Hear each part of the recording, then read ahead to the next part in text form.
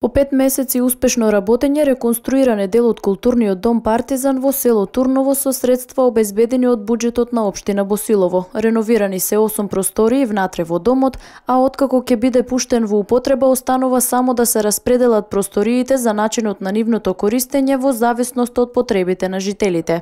Финансиска конструкција ја затворивме со средства обезбедени целосно од буџетот на општина Босилово за овој зафат.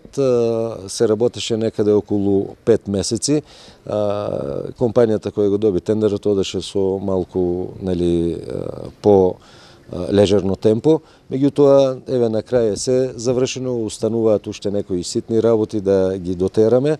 Важно, објектот е готов, значи тоа е реконструкција на влезот и горниот спрат од домот на култура. Според Љупчо Колев, градоначалник на општина Босилово, ловното друштво од Турново веќе пројави интерес за земање на една од просториите. Една просторија ќе има и за местната заедница, а се надева и дека младинскиот совет овде ќе најде свое место, со што домот ќе се стави во функција.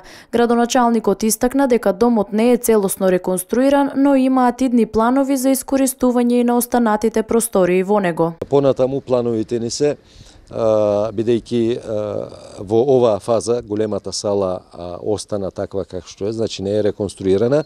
Нешто разговараме со директорот на школото, со училишниот одбор, со советите на родители.